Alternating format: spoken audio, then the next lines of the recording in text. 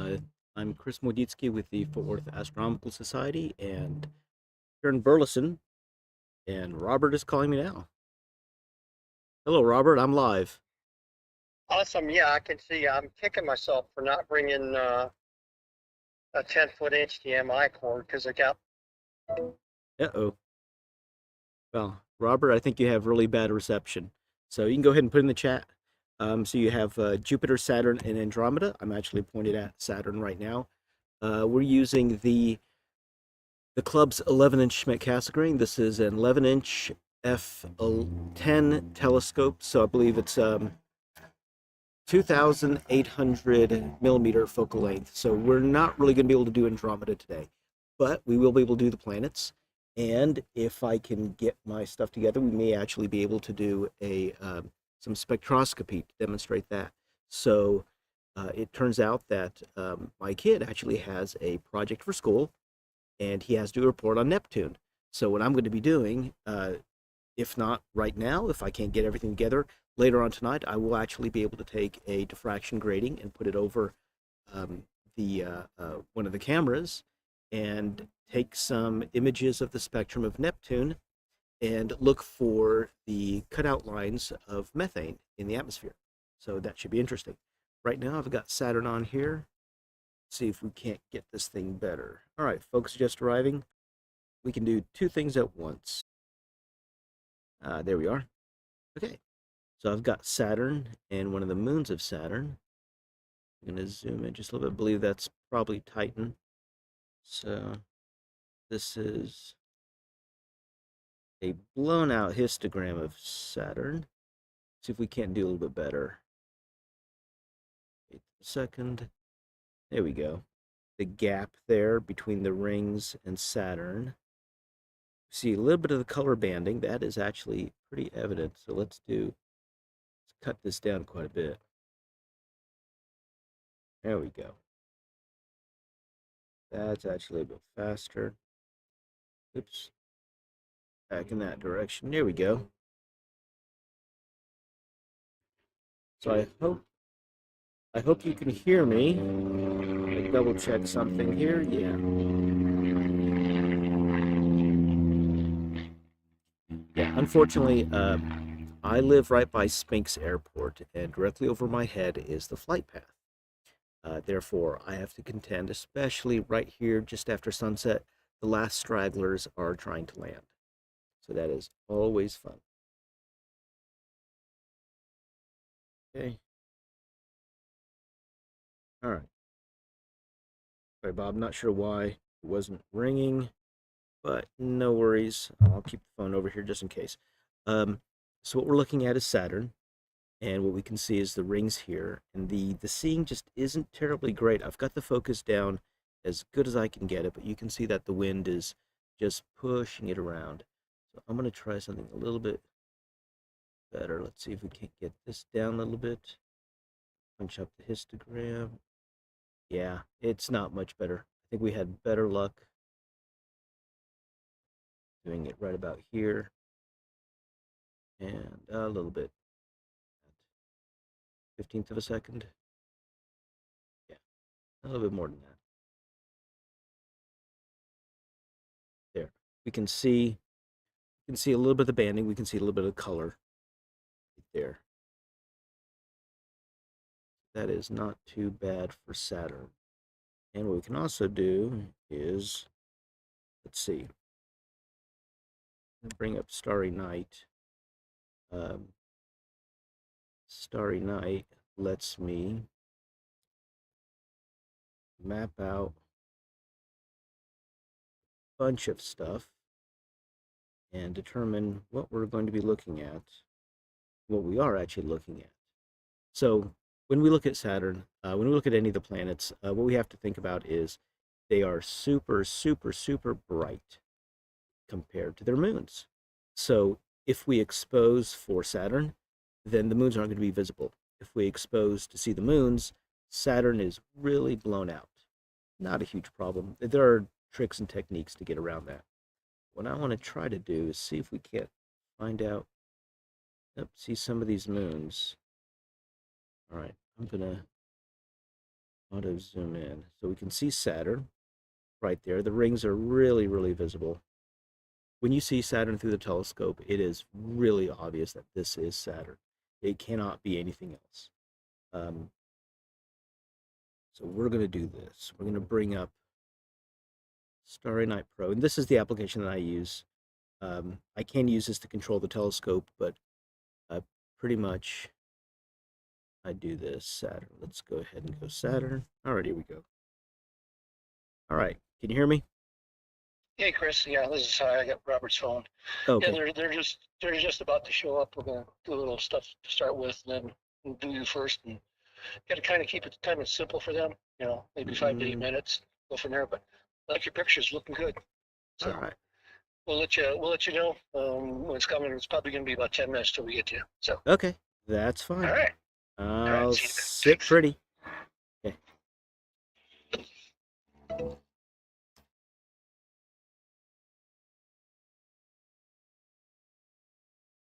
So there's one person watching.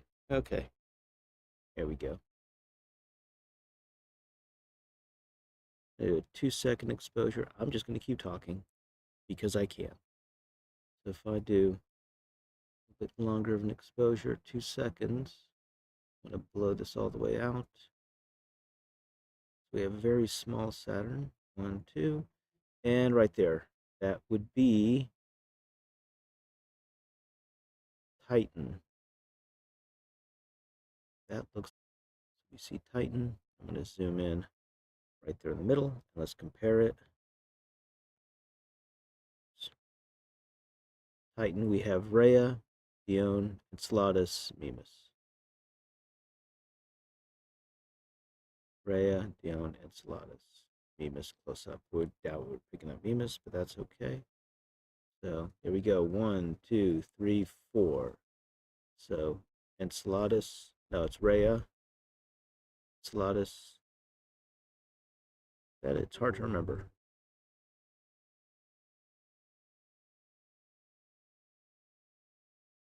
So we have Rhea, Dione, Enceladus, Tethys, Mimas, somewhere close by. Canis, Mimas. Okay, that's about right. 1, 2, 3, and 4. Now it could be Tethys. Tethys is probably brighter than Mimas. Yep, that's Tethys. Rhea, Dione, Enceladus, Tethys. Rhea, Dione, Enceladus. Rhea, Dione, Enceladus, Tethys. Okay, that's not bad.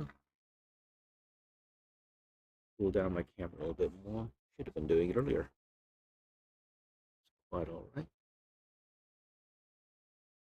You can see that these moons are not visible.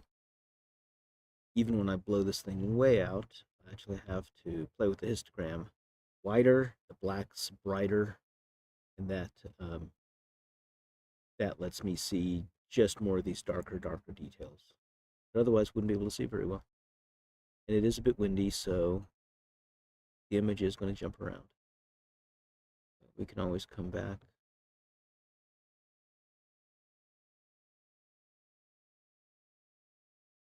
That's too much. That's getting blown out. So faith is going to be good. Yep.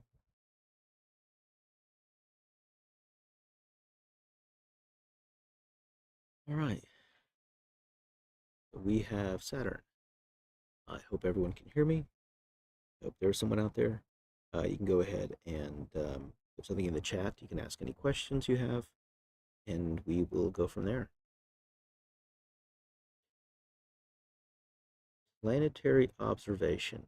So one of the problems we have with planetary stuff is the images aren't always that good through the telescope, especially if we have not great seeing. So the atmosphere isn't very stable. It's a little bit windy. Um, we've got this weird temperature thing going on in North Texas right now where it's warm, it's rather unseasonably warm, and so these layers of warm air near the ground and cooler air on top, that boundary layer it looks sometimes like you're looking through water. So we have good nights, we have bad nights. Typically later on in the evening, it's very, very still. I was doing some imaging last night, and up until about midnight or so, it was windy. The atmosphere wasn't that great, but after midnight, it cleared up quite a bit. I was able to get some good images, and the quality of my images went right up. So I was a lot happier with that. So we can see what's going on. But in order to actually process anything, what we have to do is make long recordings. We'll take a 30-second recording and get maybe 1,000 frames out of it. And out of those 1,000 frames, we'll pick the best, let's say 1 to 5%. And then we'll process those 1 to 5% of images, just the best ones out of that group, and we'll just process them together. What's called stacking, and from that we can get a really good image. So I have an example. When we jump to Jupiter, hoping people, let's see.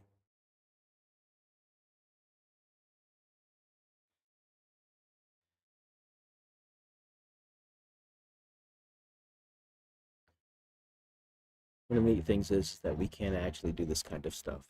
Planetary stuff is fairly easy to do from the city. You don't have to have long exposures. You don't have to have super dark skies. The planets are big and they're bright. Well, Venus, Jupiter, and Saturn are big and bright, but we can easily see Neptune and Uranus when they're in the sky. I believe both are in the sky now, so that is entirely feasible that we'll be able to see it. To check on something, here we go. I'm going to see if I can get it right direction. Nope, that is entirely the wrong direction. Trying to do. There we go. Center it out. There we go. I will say menu.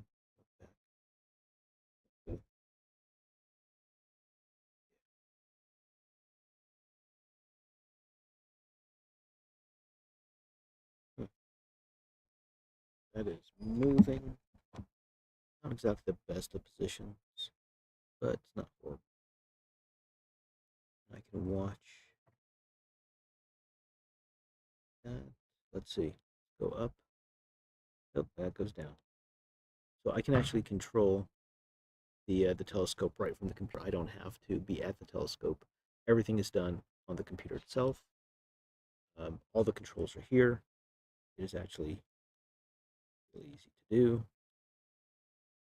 I can do as well. Let's see if I can do this. It'll let me. Let's see. Um, uh-oh.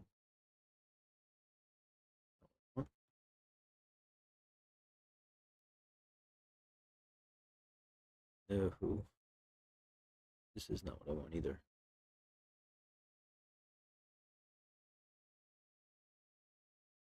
Telescope control set, telescope setup. Figure, and I should be able to connect to it. Yep. Okay. Close that. Okay. See if I can connect to it.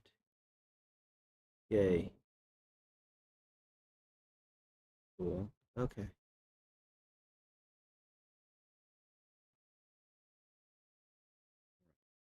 So if this where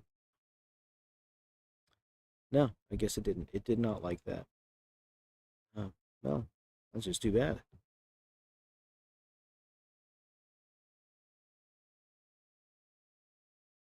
Oh, yeah, it's fine.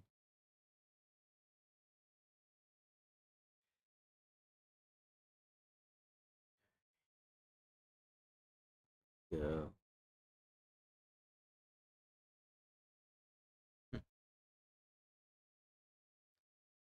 Scope setup.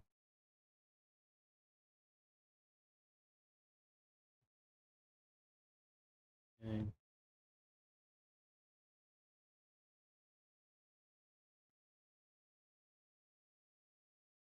one thing I don't like about this is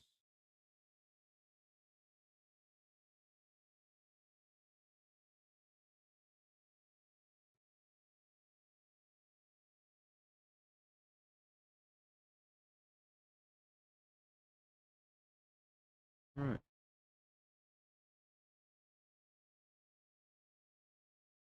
Okay.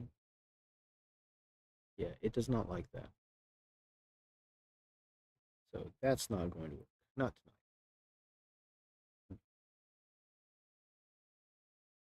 All right. So we are still looking at Saturn. I guess we're waiting on people to trickle in. Yeah. Yeah, it is not ideal. Let's see if I can play with the focus just a little bit. So I'm gonna do 18.426.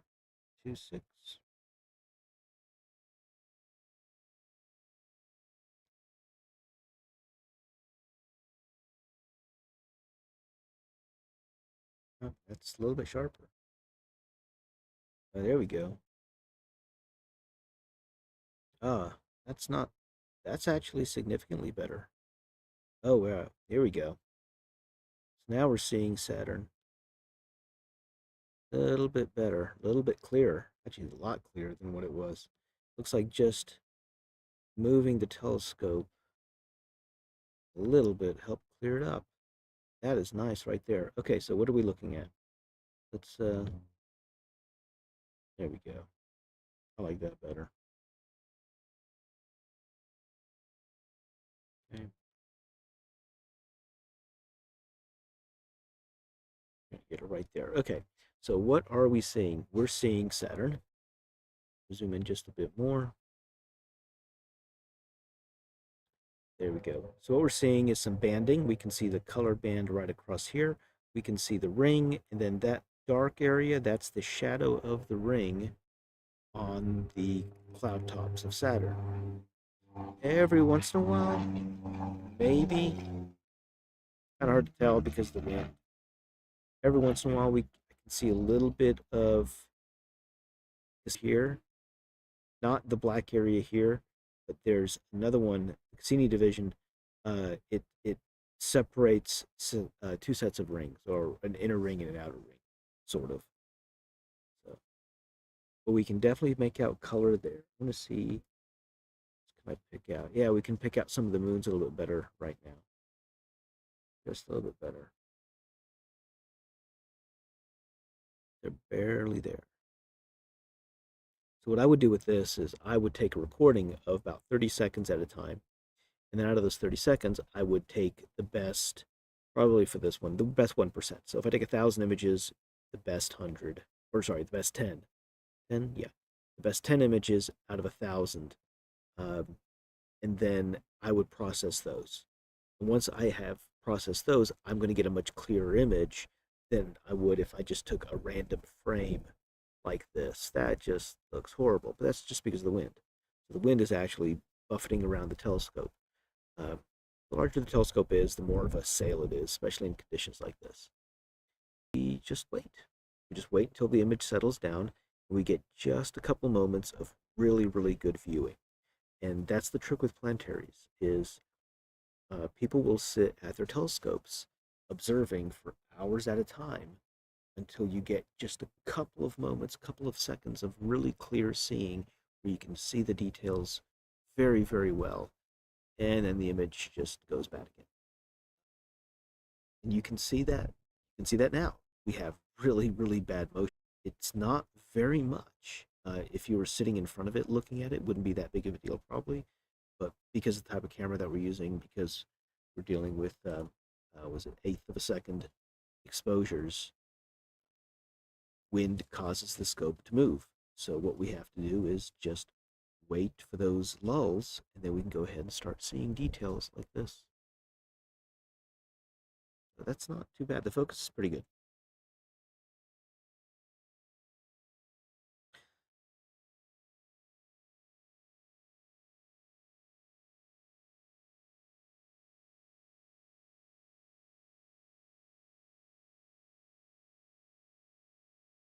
Again, we're looking at Saturn right now. And, this is a rather well magnified view of Saturn. If it wasn't for the wind, it'd be pretty good viewing tonight. But the wind is making the scope move around. If I had a really small telescope on this mount, we wouldn't even be able to see it moving at all. But the issue is that with a very short focal length, um, it's not going to let us get this type of a view. The advantage of having a long focal length telescope, like this one that's 2,800 millimeters, is that you can zoom in a whole lot. The disadvantage is that you need to have a very small field of view. So there are always compromises. With a short telescope, you can see a wide swath of sky, several degrees across, but you're not able to zoom in very much. So you're looking at something which is magnified just a couple of times. This is magnified many, many times. And honestly, I don't remember the calculation on how to do magnification for a scope like this with the camera. It's complicated. I don't want to get into it. It's not really necessary. And I never bother with magnification stuff when I'm doing my own imaging. All I care about is how much of the image that I can see. So definitely we can see color if it stops shaking. One day. There we go, right there. So we can see some color. We can see a bright band just north of where the ring is, and north is on this end. In order to change that, I would have to actually physically rotate the camera, and once the camera's set, I really don't like to rotate if I don't have to. So north is on the left side, south is on the right side, and so just north of the ring, we can see band, and then there's a dark band north of that. We can see a little bit of the shadow of Saturn.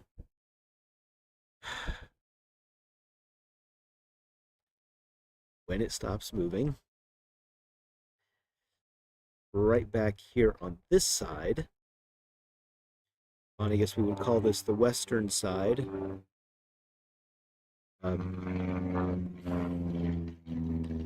If it would stop, if the wind would stop momentarily.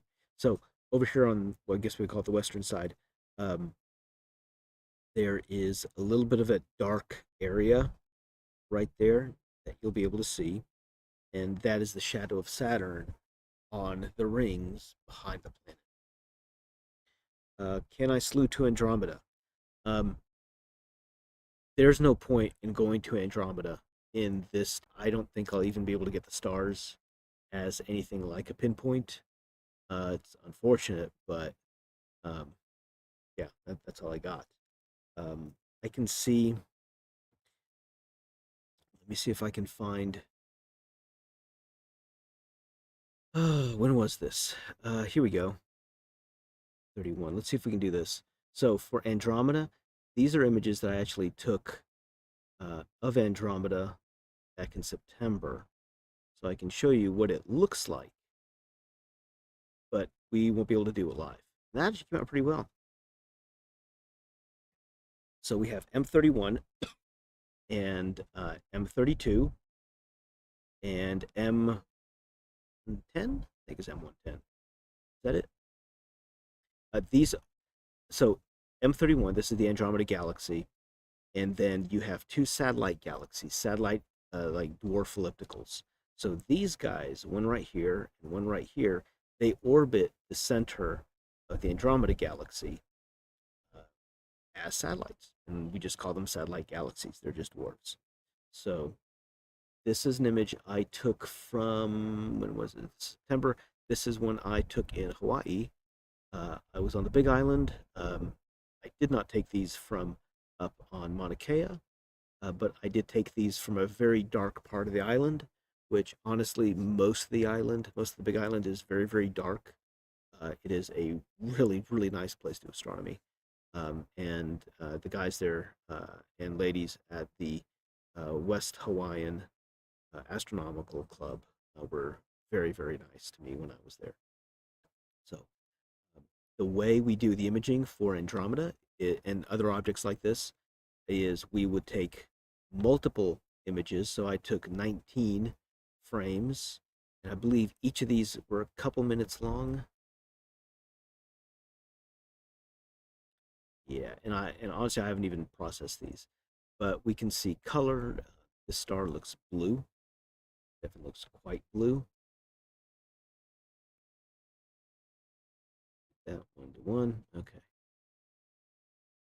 And again, I haven't done any processing of this image. This is pretty much raw from the camera, but you can see lots and lots of stars. You can make out really nice color as well. Pretty happy with this image. It'll be a lot nicer once I start processing it, but it's not bad. We can actually see some detail. We can see the banding. So there is a dust band here, and there's another dust band right there. And if I had the software on here to process these, I would, but I don't. This is my working laptop, so this is what I use to do image acquisition and very, very light processing, but I don't have the software right now that it would take to actually go through and process these images and turn them into something really, really pretty. Now, I did do that with some other images. So this is not Andromeda, but I did, oops, that's not what I wanted. I did, uh-oh, okay, I have to, well, that's interesting. What I have to do now is plug in, to find a, okay, one moment, bear with me. If I can please find it, there we go. All right.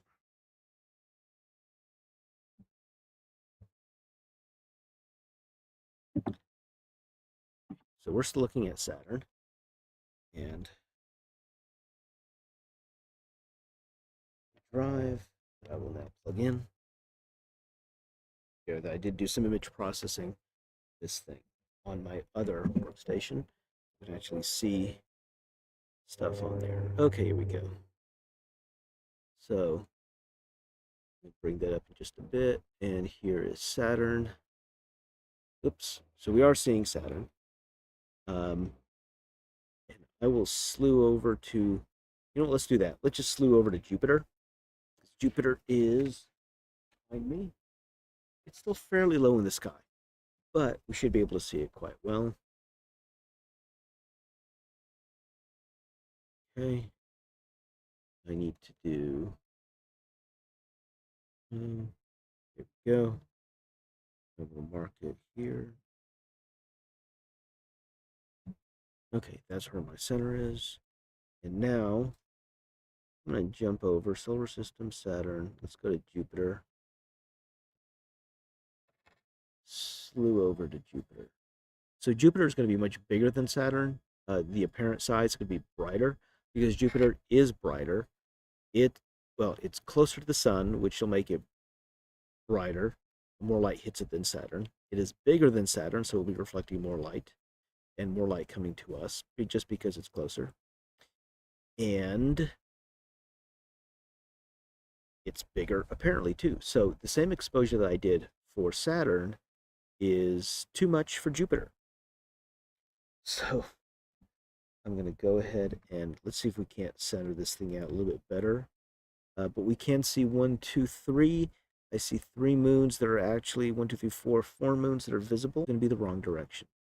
So there we go. 1, 2, 3, 4 moons. I'll move this. No, wrong direction. Always the wrong direction. Nope, always the wrong direction. Okay. We have Jupiter and 1, 2, 3, 4 moons. If you can see that. 1, 2, 3, 4 moons. 1, 2, 3, 4. And so in order to knock it out to 1/60th, there we go. All right. I think we can go a little bit higher. 16. Let's do 25 milliseconds. I think that's what I was doing earlier this week. There we go. That's bright, and we can just barely make out 2, 3 of the moons. If I punch up the histogram, see them pretty decently. All right. But the wind is not helping us right now. So this is not what we need. Okay, and send me this guy up again. All right. So now we're looking at Jupiter. I'm going to zoom in. Same amount that we did Saturn. You can see Jupiter is much, much larger in the field of view than Saturn. This wind is not helping. So we can definitely see some of the banding. We can definitely see the colors. We can definitely see a lot more detail than we could with Saturn. One, it is closer, it is bigger, and the colors are um, more definite. So Saturn is this creamy yellow color for the most part, and it's variations on a theme.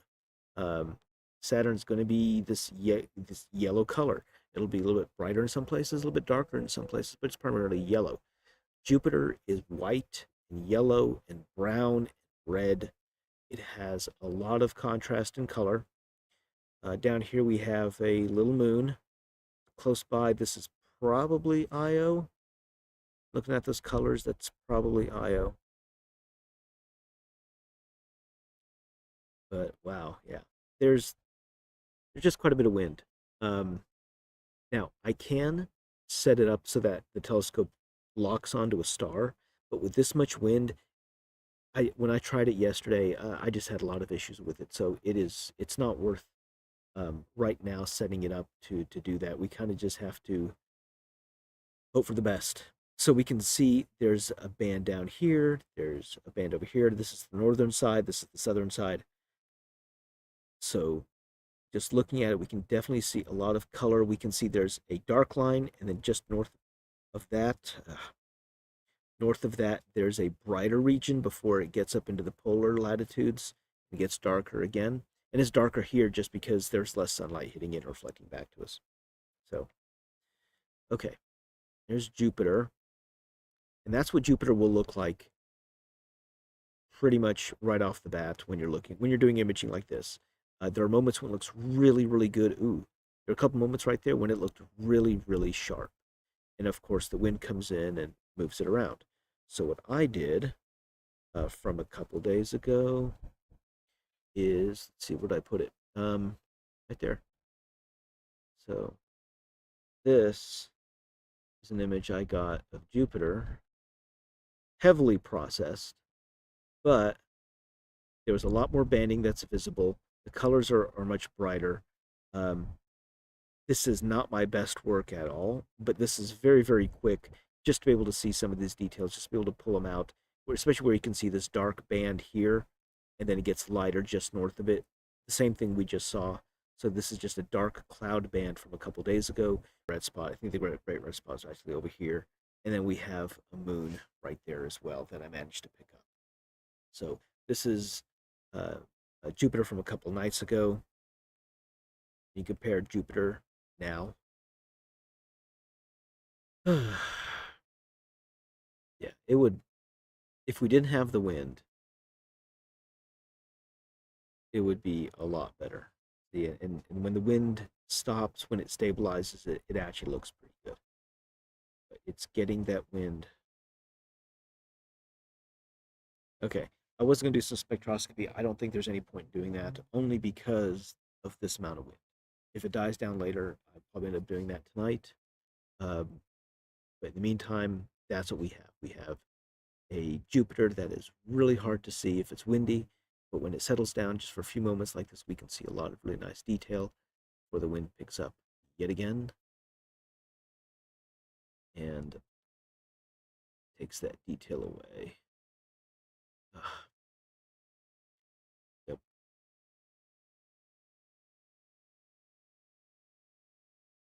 Every once in a while it clears up. We can see that dark band right there just below the polar regions. Um, yep. This might actually be the south. I'm not sure because I thought the Great Red Spot was going to be over here. Excuse me. But I don't think it's going to be. Okay. But there we go. We have Jupiter. That's not too bad. Not too bad at all. So this telescope behind me, this is an 11-inch Schmidt Cassegrain. This was donated to our club, and um, it was a pure visual telescope, and I've repurposed it into an astrophotography telescope. So the way it's configured right now, it is fantastic for planetaries. It's fantastic for lunar imaging and lunar viewing, and that is about it. It can do deep space stuff, um, stuff like planetary nebula. Planetary nebula are basically dead stars. When a star about the size of our sun, just a little bit bigger, dies at the end of its life, it blows off the outer layers and it leaves just the hot core. So the outer layers of gas um, are then excited by this 10 million or 10 billion degree core of Dover star. Now the core is no longer burning; it's just radiating ultraviolet radiation. That ultraviolet radiation is causing the gases to glow in the planetary nebula. So it's usually the circular thing, and we call them planetary nebulas not because they have anything to do with planets, but because through early telescopes they looked like small round planets. So planetary nebula, and the name just stuck. Um, this telescope is good for that. Now, I do have a modification for it that lets me turn this into a wide field uh, instrument, and that's what I was last night. So after midnight, actually about 11 o'clock or so, Orion begins to rise above the horizon, but it's not really visible until after midnight. About 12 p.m., 1 a.m. is when it starts getting good, and then once it gets up high in the sky, the imaging gets really nice. And especially yesterday when it got quite quite still after midnight. So I do an example of the Orion Nebula. I hope this is a good one. There we go. That's not too bad. That's not too bad at all. So this is an image that I took, and this is a raw frame. This is unprocessed. This is pretty much how it came out of the camera. Just playing with the histogram just so I could see uh, how it looks.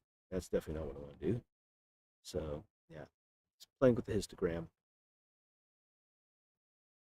The actual data that comes out of the camera. Show it? Yeah. This is the actual data that comes out of the black end of the histogram. I really have to do some editing to bring out those fine details. So this is one of my raw images, and then my processed image is what I did. And the processed image looks like, here we go, something like that.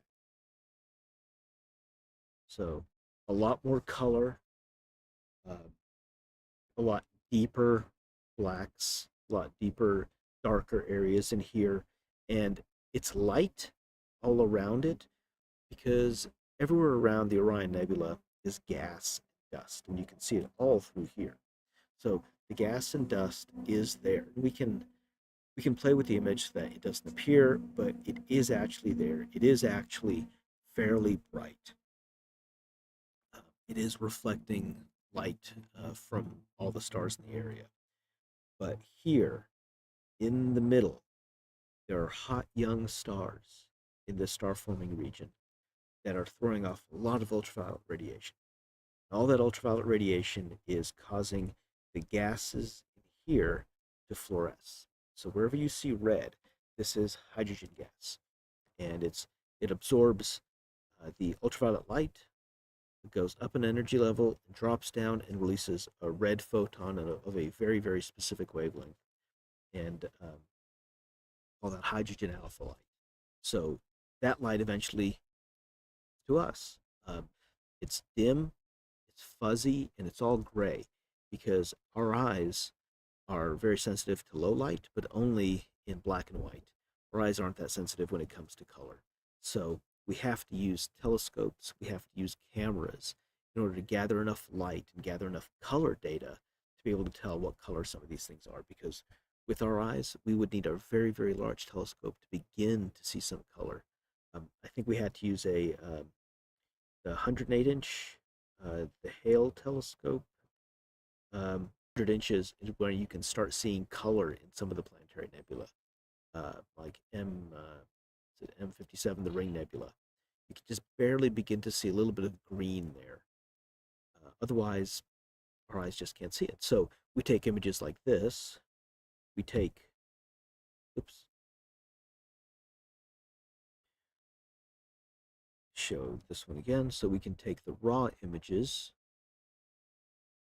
of 42.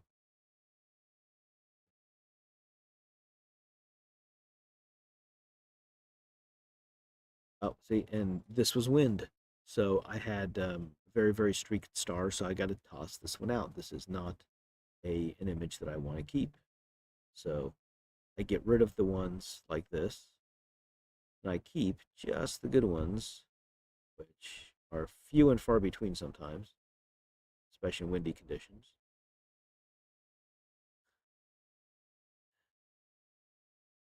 Nope. That one's not half bad. It's not half good either, but it's not half bad. This is a little bit better.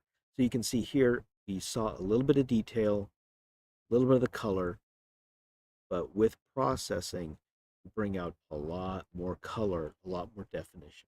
So when we do stuff like uh, when we do our imaging, we will take as many images as we can over the course of a night, take just the best ones, and process those. Uh, the way it works with imaging, the quick and dirty way is the longer the image, the longer your exposure, the more data you get. Um, but you also get a lot of noise with it. So we take more images because then we can average out all that noise. And once we can average out all that noise, we can really clean up the image. We can see where the signal is, where the good data is, uh, where all these neat little whorls are. So if I zoom in, but here we go. I can zoom in quite a bit on here. There we go. And you can see the stars are not perfectly circular. And that is because I didn't have everything just the way I wanted it. And there was a little bit of wind as well. My focus wasn't perfect. It's not as nice as it could be, but this is not bad for the just one quick imaging session at night, just to get something out of it. So overall, not too bad. I'm not unhappy with that. Let's go take a look at Jupiter again. There we go. Jupiter's moved, keeps moving. Wind is not bad. But you can see, just looking at Jupiter like this, we don't see a whole lot. We really have to processing. And when you look at James Webb images, they do the exact same thing. They don't just take one snap and call it a day. They take multiple images over a long period of time and then combine the best of those images, which with Hubble and James Webb, they try to make sure every image is a good image, because otherwise it's just a waste of time. They will take, you know, all the images that they have. A meeting a couple of months ago, and she talked about how she processes the James Webb and Hubble telescope images. And the team there uses the exact same software that we use, plus some custom stuff. Um, but in terms of image editing, they use Photoshop, they use PixInsight, which is a dedicated astrophotography application. So we do the same stuff that the Hubble and James Webb cost to have a much bigger telescope to take images from. But the the age of the amateur astronomer is really here. We have a lot of amateur astronomers who make discoveries all around the world. Uh, there are astronomers who discover supernova pretty much every month by looking at other galaxies. There are amateurs constantly finding new comets, finding new asteroids. Uh, it is not just professional astronomers in big observatories who are making discoveries, it's the little guys too. There's actually one amateur astronomer who has basically discovered a brand new category of nebula. And he's now doing that full time using small telescopes, actually, even smaller than this one. What he's been doing is he accidentally found a an oxygen nebula near Andromeda, and no one had ever seen it before because no one was looking for anything like that. He used special filters on his telescope on his camera, and he was able to find a an arc of oxygen gas near Andromeda, um, and image it and show the world. And now it's named after him. And he is now basically looking across the entire sky for these oxygen nebula, which no one knew existed. Because primarily, like with this is a high power instrument. So it zooms in and you're looking at stuff really, really closely, like Jupiter. But his stuff is big and diffuse. And so you want a wide field, long exposure, dark, dark skies in order to get the data to find this. So it's really neat, the kind of stuff that's going on right now, where most people don't even know about it. But amateur astronomers are constantly talking, saying, hey, look at this really cool thing that I saw. Um, I found this thing. Has anyone else seen anything like it?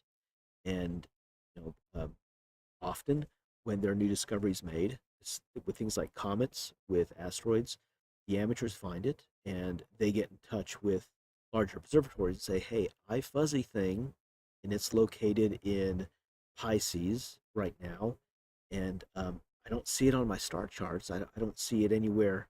Uh, I don't see it listed anywhere. It's not in any star chart I can see. Um, I think it's a comet. Can y'all take a look at it? And well, that's what they do. So the larger observatories will then see, okay, is there anything there? No, I don't see anything, or nothing should be there. They can then take a look and see, oh, okay, well, person or people who discover it, they, if it's a comet, it is now named after them.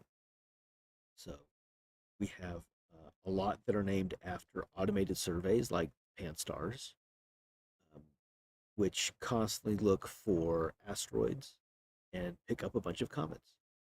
Um, but these amateurs are also looking for comets, so they find quite a few of them. And when they do, if they're the first one to find it, it gets named after them. I think the rule is, um, if there are multiple people who discover it on the same night, then it gets hyphenated with everyone's name.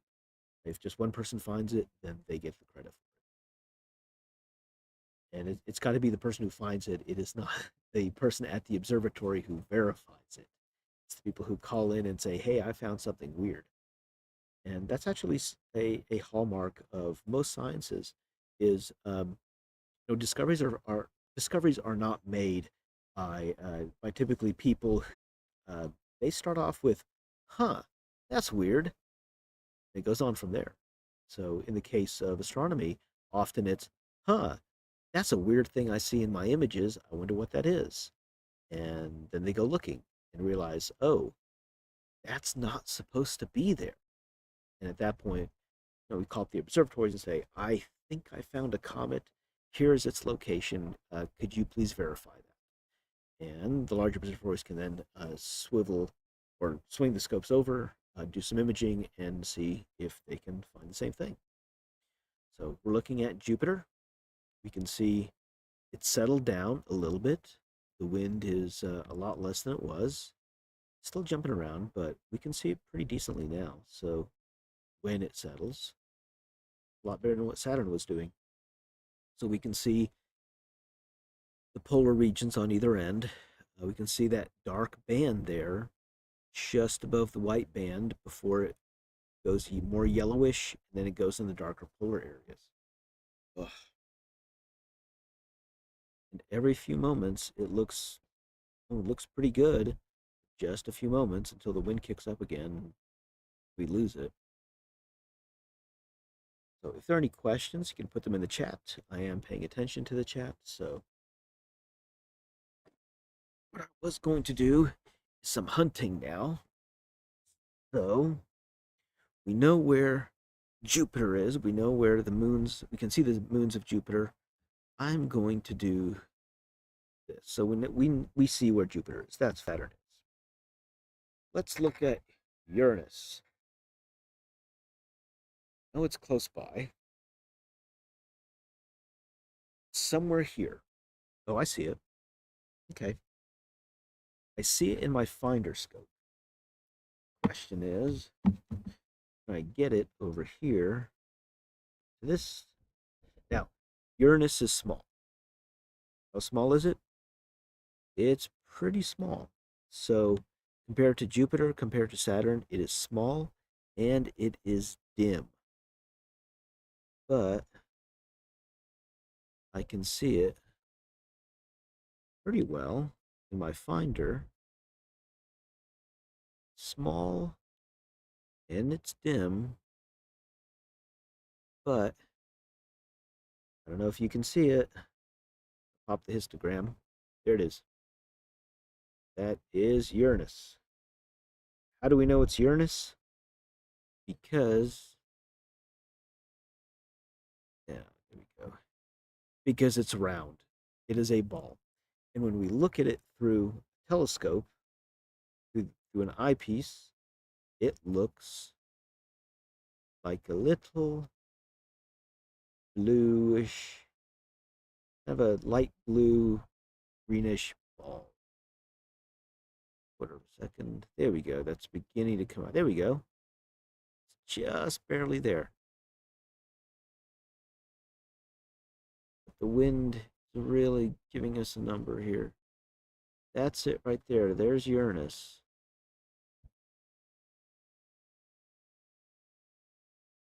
Look at stars. Stars are always going to be point sources of light. Stars are so far away that it's always just going to be a point of light. Now, they may appear big on an image um, because the photons are actually spreading across multiple pixels, so it looks like it's a big star. But when you look at stars through the telescope eyepiece, they are all point sources of light. Some are dimmer, some are brighter. Planets look round. Planets don't twinkle. Uh, this does not count as twinkling. This counts as the wind moving it around. But we can see Uranus. Oh, everyone can see that. Okay. Okay. So Bob is asking if I can go to Andromeda. Again, I really cannot go to Andromeda. The best I can do is show the images that I have done of Andromeda from uh, from September. Yeah, from September. So I was able to do imaging. This telescope is not set up to do imaging of wide field stuff like Andromeda. And with the wind the way it is right now, there's no way I can get a decent image. So this is an image I got of Andromeda. This is a raw image, unprocessed, that I got from the Big Island of Hawaii when I visited in September. So it's very, very dark skies. We can see Andromeda. We can see the banding. These are dust bands um, that go around within the rings, or sorry, within the arms of the Andromeda Galaxy. Here's another dust band, the outer one. This right here, that little bright patch right there. I hope you can see that. I will zoom in onto it. That little bright patch right here is, oh, I can't remember the number. It is a new general catalog object, and this is a star forming region in Andromeda. And this little bluish patch, this is a bunch of brand new stars being born right here in another galaxy. We can see that. That is pretty cool. That's how I think so. So again, this is a raw, unprocessed image of the Andromeda Galaxy from September. Right now, we're not in a good position to do any imaging of anything deep space. There's too much wind. This telescope is not currently configured to do wide field stuff, and it would to switch it out. And with the wind, I don't think we'd get anything decent until probably well after midnight. We're going to stick with pre-process or pre-gathered data, as we call it. There's Uranus again. It is small. It is bluish green. Now I'm going to jump over to Neptune. Neptune is still in the sky. Pluto is actually still in the sky too, except Pluto to find, but that does not mean it is easy to find. Ooh, with this amount of wind. Yeah, I'm not. With this amount of wind, okay, I can see Neptune in my finder. Let's see if I can get it down a little bit. With this amount of wind, it's going to be hard to get anything.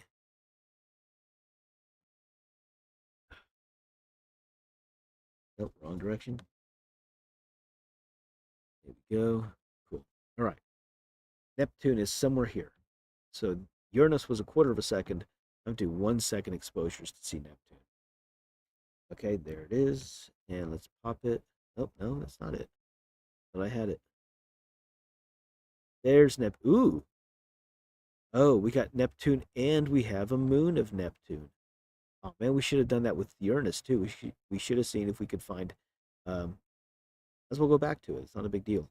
So here's Neptune with a moon. This is probably Triton. So this is the largest moon of Neptune. So it is a bluish color. If I get rid of this, yeah, there we go. That small bluish dot is Neptune. And you can see this is actually a bluer blue than, but we can see Neptune. And pop in the histogram bit. When it settles, we can actually see its moon, Triton, there, just underneath it. So, I mean, that's pretty cool, isn't it? I think it's pretty cool. So, it's not every day you get to see Neptune. So, later, when it settles down, I am going to try to do some spectroscopy, like right this moment, when Neptune right now is so still, there's no wind, it's super still just for a few moments. I can get the spectrum of the planet and then analyze that spectrum and figure out what gases are in the atmosphere. What I'm doing is, what we're seeing right here is reflected light from Neptune. Okay, Neptune does not glow with its own light. It only it reflects all the other planets. So we know what sunlight is like, and if I can pick up the light reflected from an object, and I can look at its spectrum, and I can see where certain valleys are in the spectrum, I can actually figure out what elements are in the atmosphere of that planet. It's a neat little trick, and we use it all the time. So I would logged in properly right now. I was going to do this one, and then my software is. Well, I don't have a license for the software, so it's not going to let me do it unless I purchase a license right away. And I might have to do that. Maybe. So, just looking at this, we are able to see Neptune when the wind settles down. We are able to see one of its moons. So that's actually pretty cool. Let's go back to Uranus because I want to see the moons of Uranus. Right?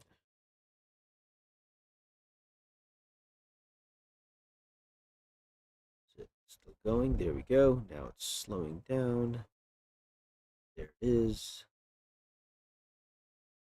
I get it here. There we go. Okay. There's Uranus. All right. And you can see a couple moons. I think this is a star back here. I'm not worried about that guy. But these guys around here. If it wasn't for the wind. Ugh.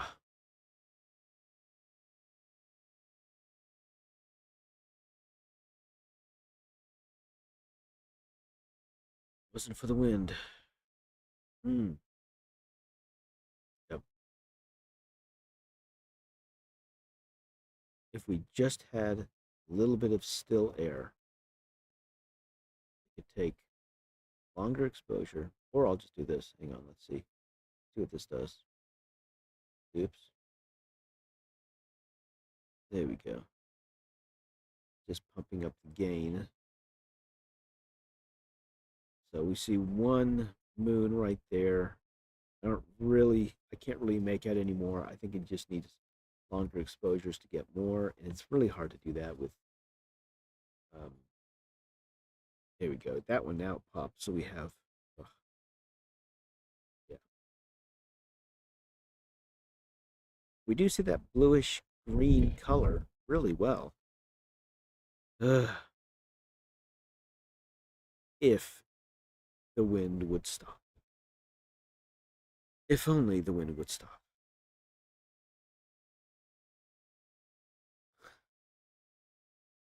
It's perfect timing, isn't it?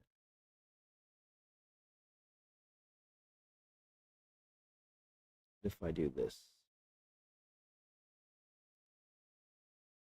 Nope. That.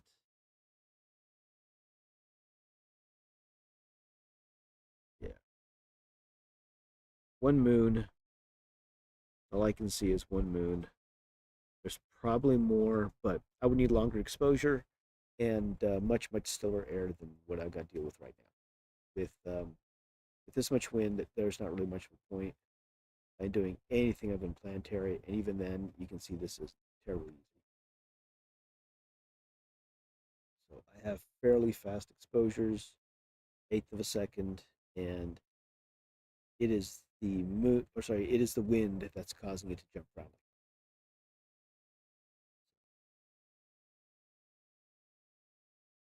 Not, not ideal, not fun. But we do have Uranus. We do have one of its moons that you can occasionally see. Now, if I had an observatory, this would be much easier. We could quite easily keep the wind out of the way of the telescope. It can be blowing above the walls and doesn't really affect the telescope very much. But not here. I am in my backyard here in Burleson, Texas, and I live on top of a hill. And unfortunately, that means that I have wind. Even with an 8-foot fence, I still have wind. But there is a little bit of a chill, so you have a little sweatshirt on just to keep myself warm. Yes, unfortunately, this is what we deal with. Uh, so it is 8 o'clock right now. Uranus. Let's see. Unfortunately, I don't think it's going to work. I'm going to see if we can see Pluto. I doubt it, but I don't have Pluto in here. Okay. Hmm. That's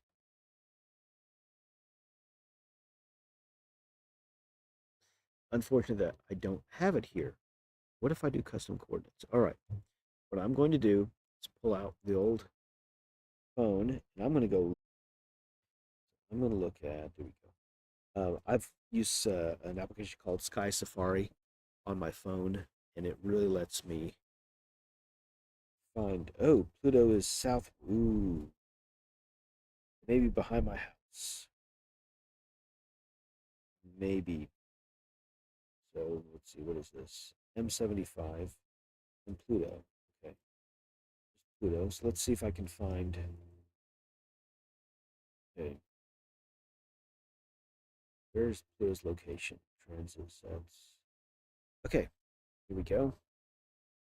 Coordinates for Pluto. I have target, right ascension, 20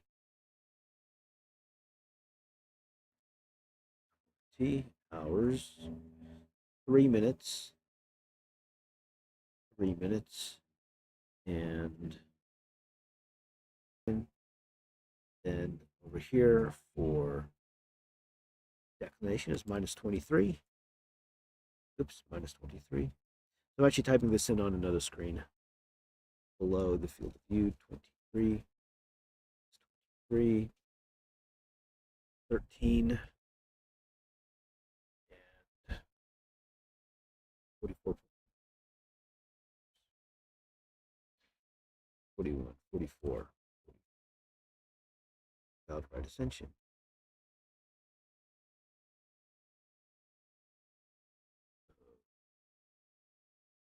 7. Okay. All right. This is going to swing it all the way around to the other side. So it'll take a minute. We will see just what we can see. No guarantees. It may be below my roof line, but if we can see it, we'll. If we can see it, then we'll try to see it.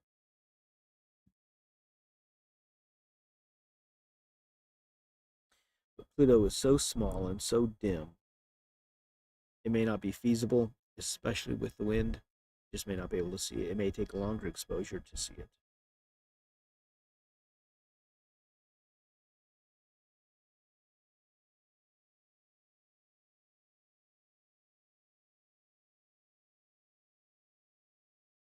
Okay.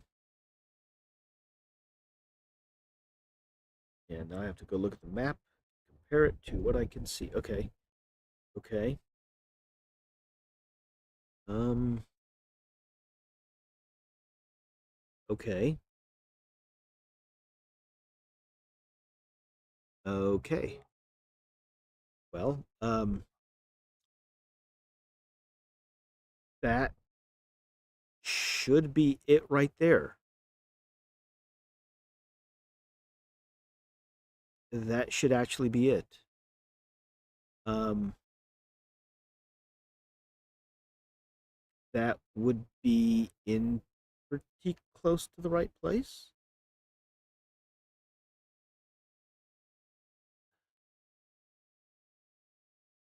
That should be pretty close to the right place. But, um, hmm. Okay. Um, close to it.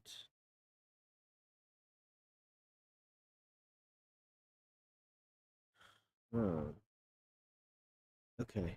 I don't think that's it. But it's dying down just a little bit.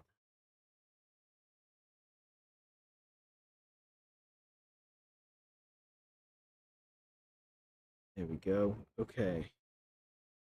Now maybe. No, it's so hard to tell. It's so hard to tell what I'm looking at. I'm, I don't think that's Pluto. I think that is a star. A big bright thing.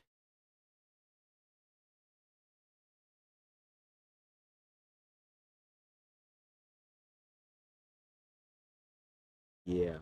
I don't think that's Pluto. If I look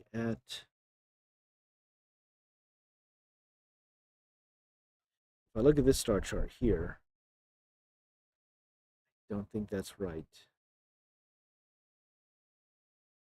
I think I'm close. I don't think that's right. And the way I can tell, I will actually do this. I've got a neat little tool. There's a plate solve. Let's see if it'll do it off this one or not. So what I'm doing right now is I'm taking an image of the, seeing what I can get an image of, and then I'm letting the computer figure out where exactly am I pointed in the sky. So then it will tell me exactly what I'm looking at, what the named stars are, things like that. And if there was less wind, it'd be really easy to pick out. So it's trying to solve it. I don't know if it can. It's entirely feasible if it could not do it, just because of the wind.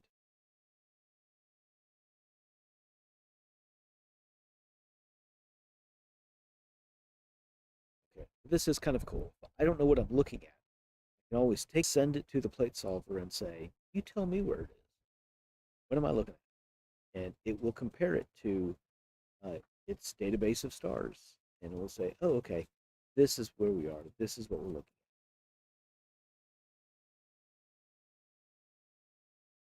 at." I will laugh if that is actually Pluto. I just doubt that's Pluto. I just don't think it is. That would be way too convenient for that to be Pluto.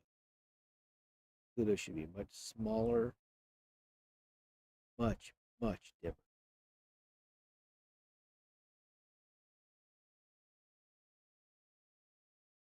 It is still working, trying to figure out what exactly is it looking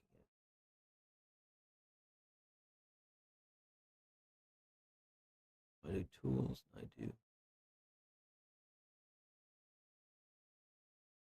Yeah,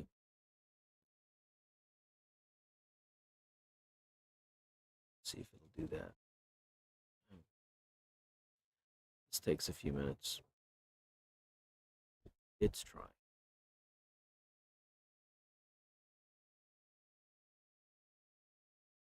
It's trying. Again, what we're trying to do is figure out what are we looking at. I'm trying to find Pluto, wherever Pluto might be.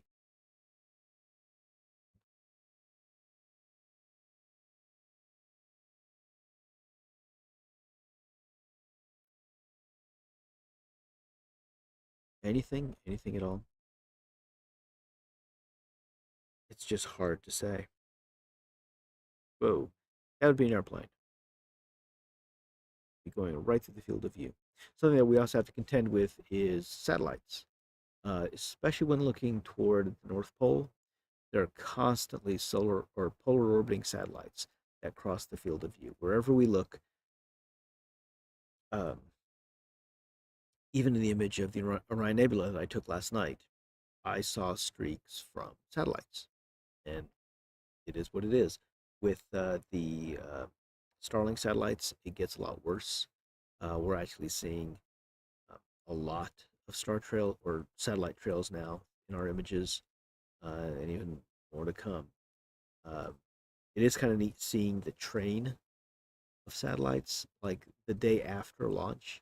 We saw this in 2012 at the Three Rivers Foundation, and again, a couple of other times where uh, if on the second day um, after they've released the satellites, they're still traveling in this train. So the second day, you see this line of bright little pearls in the sky at sunset, just after sunset, and again just after sunrise. I can't do it. Yep, can't do it. Okay. Well, that is definitely not Pluto. Um, Looking at this thing, I see where Pluto should be.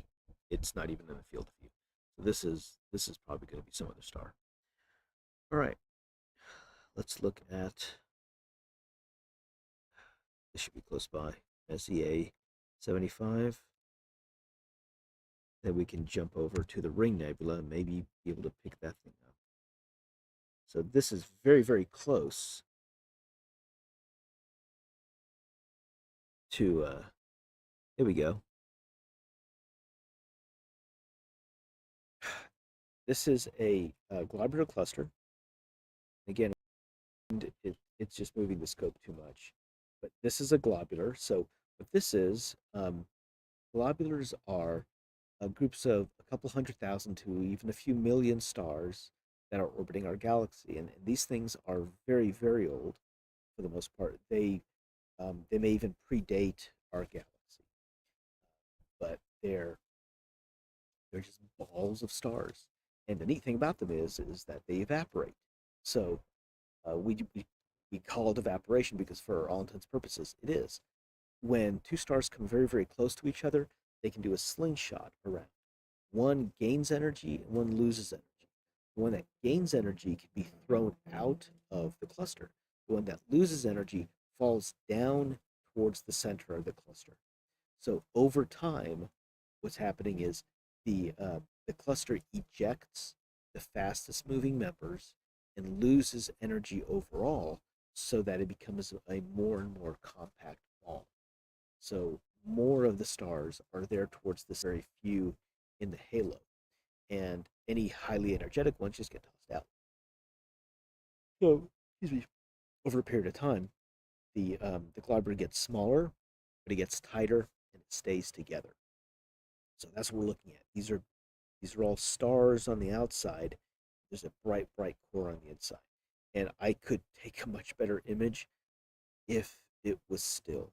If we didn't have the wind, I could take a longer exposure and we could actually get more data. It would look a lot prettier. So as it is,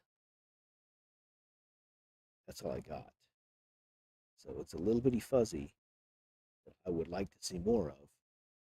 But with the wind the way it is, it's not going to get any better. So this is M75. Um, this is near Pluto. Go straight south, we will hit Pluto. I'm going to check this thing one more time. Oh, 03. 3 minutes away. 3 minutes, 7 seconds. Minus 13:44. Let's see if we can try this one more time, because we are very, very close.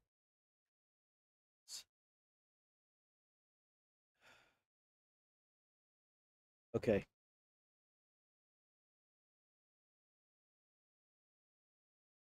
All right. Okay.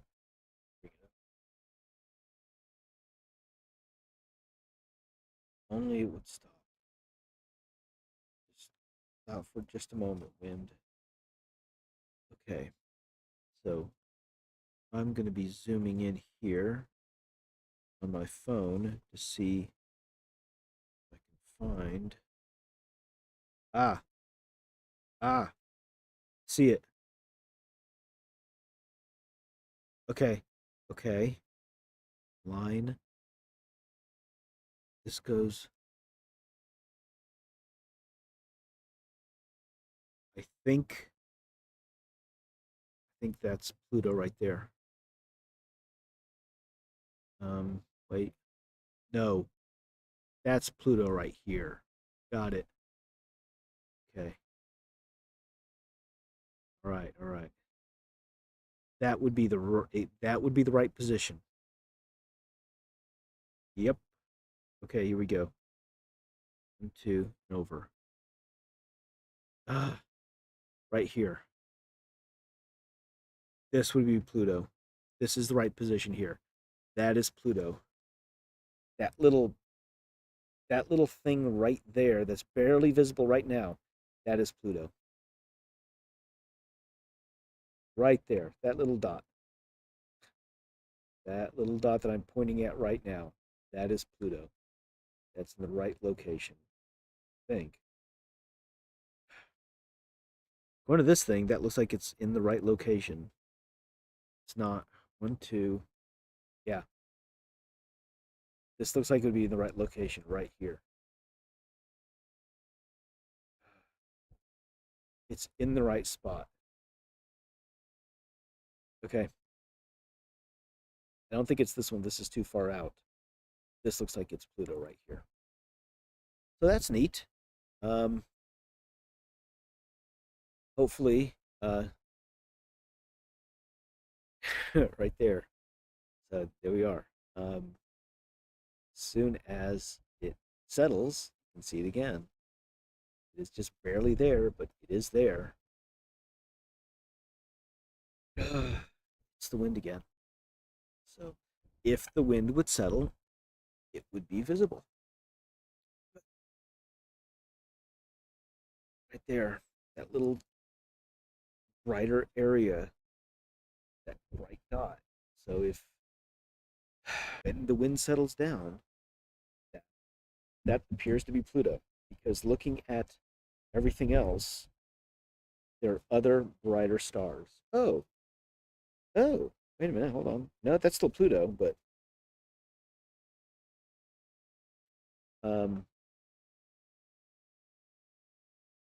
there's a little galaxy here, but there's no way to see it without a much longer exposure. Yeah, there's a tiny little galaxy, 17th magnitude, very, very small, very difficult to see, definitely not visible on such a short exposure. But if I had no wind, if I had an observatory, no wind, I would definitely be able to see Pluto pretty easily. So Pluto was hard to spot for probably the last like 20 or 30 years because it was in the Milky Way, um, and it just got lost. Now that it's moved out of the Milky Way, it's much easier to spot. So especially now, settles, settles for a moment. It's right there, that dot right there. There, where the cursor is, you can see a tiny little dot that's moving, a little bit of signal among all the noise, and that would be Pluto. Okay, so that's neat. All right. What else? We can swing back over to Jupiter. Actually, no. I want to swing over to M57. Let's do M57. What M57? This is the Ring Nebula. Maybe it'll still be visible. Maybe it'll be visible on such a short exposure. I'm just really worried about the wind. There's so much wind that planetary stuff is really all I can do. Okay, Robert, saying that you're signing off. Okay, I will go ahead and oh, I suppose I'll sign. Ooh, wait, hold on. There we go. There's a ring nebula right there in the middle, and then here in the very center, this is the white dwarf. This is the core of the star that blew off its outer layers. So we have a little bit of red, a little bit of green. Wherever you see red in clouds, this is the excited hydrogen gas. If you see this bluish green color, this is oxygen. So the ultraviolet light hits the hydrogen. All right. So what did we see today? We saw Jupiter, we saw Saturn, we saw Uranus, we saw Neptune, we saw Pluto, we saw the Ring Nebula, we saw M57, the Ring Nebula, we saw M75, a small globular cluster. Um, saw images of the Andromeda galaxy that I took in, and also of the Orion Nebula that I took last night, a processed image of the Orion Nebula I took last night. So that's not too bad. Um, see that you guys are going, so I'm going to go ahead and call tonight. We have we have storms coming in on Thursday, so I'm going to be breaking down my stuff today, so I don't have to worry about tomorrow and worry about rain possibly in the morning. So thank you very much, everyone, and hope you have a good night. And well, good night.